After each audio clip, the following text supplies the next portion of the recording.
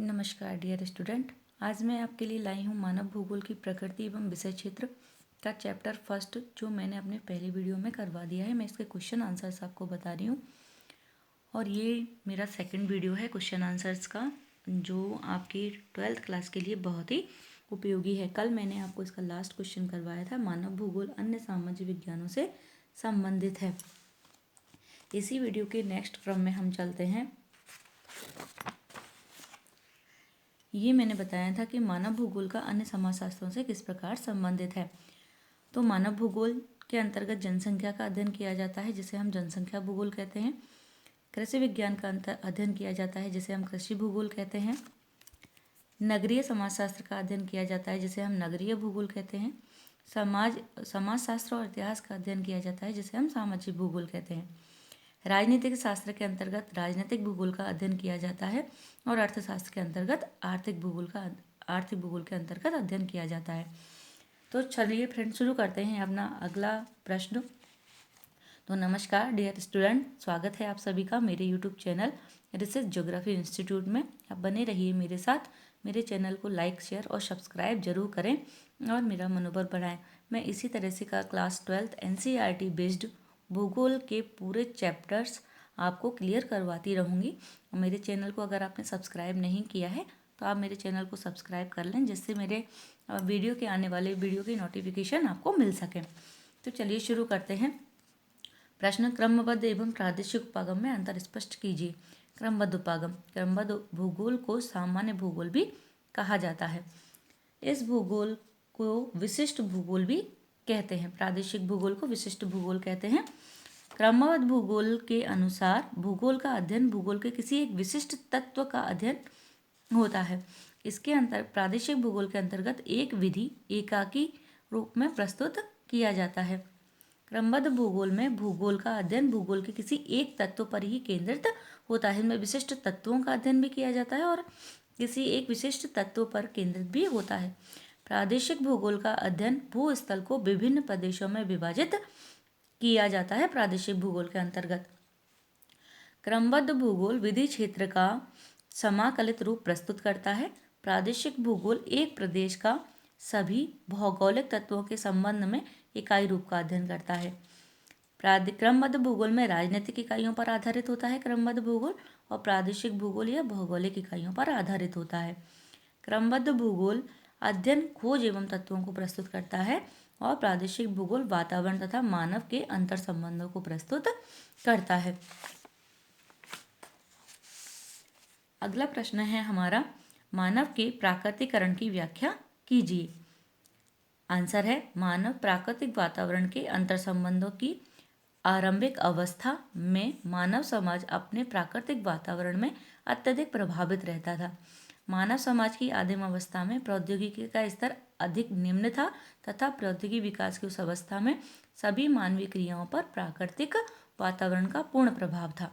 प्रौद्योगिकी विकास की उस अवस्था में मानव अपने वातावरण के साथ पूर्णतः दास रूप में कार्य करता था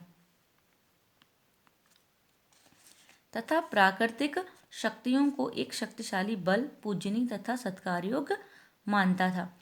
साथ ही अपने सतत पोषण के लिए मानव अपने प्राकृतिक वातावरण पर प्रत्यक्ष रूप से निर्भर था। इस प्रकार आदिम मानव पूर्णतः प्राकृतिक वातावरण की शक्तियों द्वारा नियंत्रित था।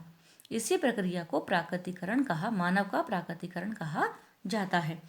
जर्मन भूगोलवेत्ताओं ने आदि मानव तथा प्रकृति की प्रबल शक्तियों के मध्य इस प्रकार अंतर संबंधों को पर्यावरणीय निश्चयवाद का नाम दिया। अर्थात कहने का ये है मतलब कि मानव जो है वो पूरी तरह से प्रकृति पर डिपेंड था, पूरी तरह से प्रकृति के नियंत्रण में था, और यही विचारधारा पर्यावरणीय निश्चयवाद कहलाई। कुमारी सैमपुल ने इस विचारधारा के संदर्भ में लिखा है कि मनुष्य पृथ्वी तल की उपज है। पर्यावरणीय निश्चयवाद की स्थिति को वर्तमान में भारत सहित विश्व के अनेक भागों में निवासित जनजाति आदिवासी समाजों में देखा जाता है, जो आज भी अपने सतत पोषण हेतु वहाँ के प्राकृतिक संसाधनों पर पूर्णतः आश्रित मिलते हैं। अगला प्रश्न है, मानव भूगोल के विषय क्षेत्र पर टिप्पणी लिखो। मानव भूगोल का विषय क्षेत्र बहुत ही विस्तृत है।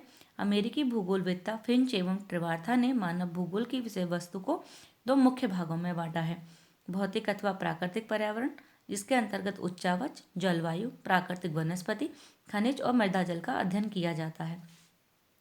सांस्कृतिक पर्यावरण के अंतर्गत पृथ्वी पर जो मानव निर्मित लक्षण हैं जैसे जनसंख्या, मानव बस्तियां, कृषि निर्माण, उद्योग, परिवहन, इन सब का अध्ययन किया जाता है। ब्रून्स ने मानव भूगोल को तीन वर्गों तथा 6 आवश्यक तत्वों में विभाजित किया है। मृदा के अनुपादक व्यवस्था, व्यवसाय से संबंधित तथ्य जैसे मकान और सड़कें, वनस्पति तथा जीव जगत, मानव वजह से संबंधित तथ्य जैसे कृषि और पशुपालन, मृदा के विनाशकारी उपयोग से संबंधित तथ्य जैसे पौधे तथा जंतु, पौधे तथा जंतुओं का विनाश और खनिजों का अवशोषण। तो 3 ये हो गए मृदा के अनुत्पादक व्यावसायिक तथ्य, वनस्पति तथा जगत के मानव वजह से संबंधित तथ्य और मृदा के विनाशकारी उपयोग से संबंधित तत्व। और 6 हैं, 1 मकान, दूसरा सड़कें, तीसरा कृषि, चौथा पशुपालन, 5वां पौधे तथा जंतुओं का विकास और 6वां खनिजों का अवशोषण। तो 3 वर्ग और 6 आवश्यक तत्वों में विभाजित किया गया है। उपरोक्त तथ्यों के अध्ययन के अतिरिक्त मानव भूगोल को 4 पर्यावरणीय के पक्षों के अध्ययन से भी संबंधित है। इसके अंतर्गत है सर्वप्रमुख आवश्यकताओं का भूगोल, पृथ्वी के संसाधनों के उपयोग का भूगोल, आर्थिक एवं सामाजिक भूगोल, राजनीतिक एवं ऐतिहासिक भूगोल। इस तरह से मानव भूगोल के अध्ययन के क्षेत्र को हम इस तरह से डिवाइड कर सकते हैं। और आप ये जो भी मैं आपको चित्र बता रही हूँ वो आप एग्जाम में जरूर बना के आएँ। इसके अलावा मानव भूगोल के विषय क्षेत्र में राजनीतिक आयाम, नगरीकरण, सामाजिक औचित्य, स्वास्थ्य एवं सामाजिक सुविधाएं, लिंग असमानता, जननीति आदि चुनौतियों और समस्याओं को मानव भूगोल के विषय क्षेत्र के अंतर्गत रखा जाता है। प्रश्न है, मानव भूगोल की शाखाओं का विवरण दीजिए। तो मानव भूगोल की निम्नलिखित शाखाएं हैं। First, economic geography. इस शाखा के अंतर्गत मनुष्य की आर्थिक क्रियाओं का अध्ययन किया जाता है। इसके साथ ही आर्थिक क्रियाओं के वितरण तथा प्राकृतिक वनस्पतियों के साथ उनके संबंधों का अध्ययन किया जाता है। इन आर्थिक क्रियाओं में उत्पादन, वितरण, उपभोग और विनिमय आदि को सम्मिलित किया गया है। अब है कल्चरल ज्योग्राफी या सांस्कृतिक भूगोल। इस शाखा के अंतर्गत आवास, भोजन, रहन सहन, भाषा, धर्म, रीति रिवाज तथा पहनावा आदि को रखा गया है।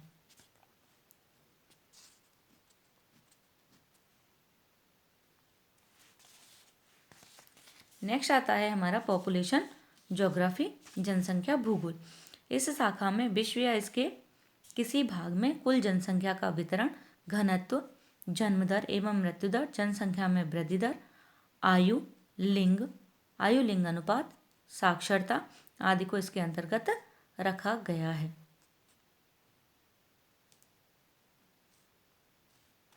राजनीतिक भूगोल, पॉलिटिकल ज्योग्राफी। इसमें राज्यों की सीमाओं, स्थानीय प्रशासन, प्रादेशिक नियोजन आदि को महत्व दिया जाता है। अगली जो भूगोल की शाखा है उसके अंतर्गत हम अध्ययन करते हैं एग्रीकल्चर ज्योग्राफी या कृषि भूगोल का। इसके अंतर्गत पशुपालन, फसल उत्पादन एवं वितरण, पशु उत्पादन को शामिल किया जाता है। इसके अलावा मानव भूगोल की शाखाओं में ऐतिहासिक भूगोल, व्यापारिक भूगोल, औद्योगिक भूगोल तथा शहरी भूगोल महत्वपूर्ण है। हमारा अगला प्रश्न है, पर्यावरणीय नियतिवाद या निश्चयवाद क्या है? मानव प्राकृतिक वातावरण के अंतर संबंधों का इस विचारधारा में मानवीय क्रियाकलापों पर प्रकृति का पूर्ण नियंत्रण माना जाता है। इसके समर्थक हैं इमैनुअल कांट, हम्बोल्ट, रिटर।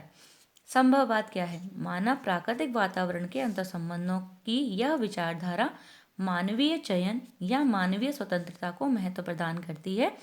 संभववाद का जो शब्द दिया था वो लूशियन फेब्रे ने दिया था और इसके समर्थक हैं Blache, Ratzel, Ellen Churchill, Semple. नव निश्चयवाद क्या है? मानव प्राकृतिक वातावरण के अंतर संबंधों की विचारधारा यह बताती है कि प्राकृतिक नियमों का अनुपालन कर मानव प्रकृति पर विजय प्राप्त कर सकता है। इसके समर्थक ग्रिफिथ टेलर हैं। मानव भूगोल की नवीन विचारधाराओं को समझाइए। मानव भूगोल की निम्न नई विचारधाराएं हैं। नंबर 1, कल्याणपरक भूगोल। मानव भूगोल की यह शाखा एक ऐसा उपागम है जो मानवीय समाज में मिलने वाली असमानताओं तथा मानवीय कल्याण के विभिन्न पक्षों के अध्ययन पर बल देता है। मानवतावादी भूगोल सामाजिक आर्थिक जीवन की समसामयिक घटनाओं, स्थानिक सामाजिक संगठन के अध्ययन को वरीयता प्रदान करता है। आमूलवादी या रेडिकल विचारधारा, मार्क्सवादी सिद्धांतों का उपयोग करने वाली इस विचारधारा के अंतर्गत गरीबी, भुखमरी, बंधन, बीमारियां आदि का अध्ययन किया जाता है। यह विचारधारा एक ऐसी आर्थिक व्यवस्था पर बल देती है जिसके अंतर्गत विश्व के समस्त निवासियों का विश्व के संसाधनों पर समान स्वामित्व एवं नियंत्रण होता है। व्यवहारवादी विचारधारा, इस विचारधारा में प्रत्यक्ष अनुभव के साथ साथ स्थान की अवधारणा को जातीयता, प्रजाति, धर्म आदि पर आधारित सामाजिक वर्गों के आधार पर अध्ययन किया जाता है। मानववादी विचारधारा, मानव भूगोल की यह विचारधारा, जिसका संबंध मुख्य रूप से लोगों के सामाजिक कल्याण के विभिन्न पक्षों से था, मानवतावादी विचारधारा अथवा कल्याणपरक विचारधारा कहलाती है। इसके अंतर्गत आवासन, स्वास्थ्य एवं शिक्षा जैसे पक्ष सम्मिलित होते हैं। अगला प्रश्न है, नियतिवाद और संभववाद में क्या अंतर है। मैंने ये प्रश्नों को किताब के अंदर जो आपका चैप्टर है मानव भूगोल की प्रकृति एवं विषय चित्र, उसके अंदर से क्वेश्चन मैंने निकाले हुए हैं। और इस तरह चूंकि आपका क्लास बोर्ड है, 12th क्लास है, और बोर्ड के अंदर पार्ट के बीच में से भी प्रश्न बन जाते हैं, तो वो प्रश्न भी मैं आपके लिए लाई हूँ जिससे आपको कोई भी दिक्कत का सामना नहीं करना पड़े और आप ये ना सोचें कि ये प्रश्न कहाँ से आ गए। नियतिवाद, नियतिवाद की इस विचारधारा के अनुसार मनुष्य के प्रत्येक क्रियाकलाप को पर्यावरण से नियंत्रित माना जाता है। संभववाद की विचारधारा के अनुसार मनुष्य अपने पर्यावरण में परिवर्तन करने में समर्थ है तथा वह प्रकृति प्रदत्त अनेक संभावनाओं का इच्छानुसार अपने लाभ के लिए उपयोग कर सकता है।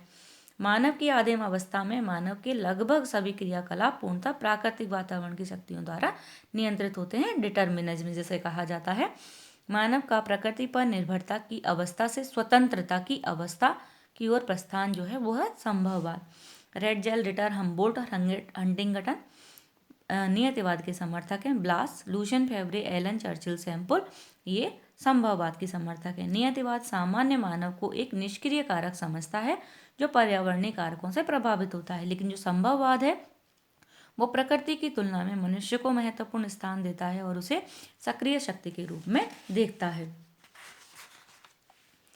तो देखिए फ्रेंड, इस तरह से हमारे ये पार्ट के जो क्वेश्चन आंसर्स हैं वो कंप्लीट होते हैं और आप चाहें तो इनका स्क्रीनशॉट ले सकते हैं और साथ ही मेरे साथ बने रहिए। इसके अंतर्गत जो बड़े क्वेश्चन हैं वो भी मैं आपको करवाती हूँ जो आपकी बुक में दिए हुए हैं। मानव का प्राकृतिकरण की व्याख्या कीजिए। मानव का प्राकृतिकरण क्या है। मानव प्राकृतिक वातावरण के अंतर संबंधों की आरंभिक अवस्था में मानव समाज अपने प्राकृतिक वातावरण में अत्यधिक प्रभावित रहा तथा मानव समाज की आदिम अवस्था में प्रौद्योगिकी का जो स्तर था वो अधिक निम्न था। प्रौद्योगिक विकास की इस अवस्था में सभी मानवीय क्रियाओं पर प्राकृतिक वातावरण का पूर्ण प्रभाव था। प्रौद्योगिक विकास की उस अवस्था में मानव अपने वातावरण के साथ पूर्णतः दास रूप में कार्य करता था। इसी को हमने पर्यावरणीय निश्चयवाद कहा। और इस तरह से आपका जो है वो चैप्टर फर्स्ट कंप्लीट होता है। तो आप इसी तरह से नोट्स भी साथ साथ बनाते चलिए जिससे आपको आगे एग्ज़ाम टाइम पे तैयारी करने में दिक्कत ना हो।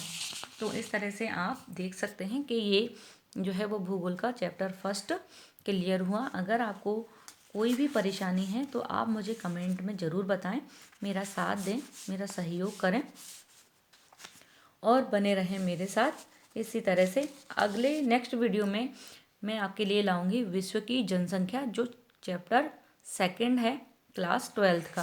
क्लास 12th के चैप्टर सेकंड में मैं आपके लिए लेकर आऊँगी जनसंख्या, जिसके अंतर्गत हम विश्व की जनसंख्या का वितरण और समझेंगे और किस तरह से जनसंख्या को कौन से कारक प्रभावित करते हैं, किस तरह से जनसंख्या का वितरण देश के विभिन्न भागों में और या विश्व के विभिन्न भागों में जनसंख्या का जो घनत्व है वो किस प्रकार का होता है। तो बने रहिए फ्रेंड्स मेरे साथ। मेरे चैनल को लाइक, शेयर और सब्सक्राइब करें, मेरा सपोर्ट करें। ये जो भी नोट्स मैं बनवा रही हूँ वो सब NCERT based geography class 12th के लिए हैं। और ये जो बुक है आपकी वो भी मैं आपको बता दूँ, ये आपकी जो बुक है क्लास 12th मानव भूगोल के मूल सिद्धांत कक्षा 12 की है। और इसी कक्षा 12 की बुक के अंतर्गत ये जो आपका फर्स्ट चैप्टर है मानव भूगोल की प्रकृति एवं विषय चित्र, इसी से संबंधित मैंने क्वेश्चंस निकाले हैं और इन क्वेश्चंस के साथ साथ ये जो क्वेश्चन दिए हैं इनके साथ साथ ही मैंने कुछ नए प्रश्नों का समावेश भी अपने इस वीडियो में किया है, जिससे आपको पाठ से संबंधित और जो अंदर क्वेश्चंस निकलते हैं उन प्रश्नों को आप आराम से समझ सकें और याद कर सकें। तो चलिए फ्रेंड, मिलते हैं अपने नेक्स्ट वीडियो में। धन्यवाद।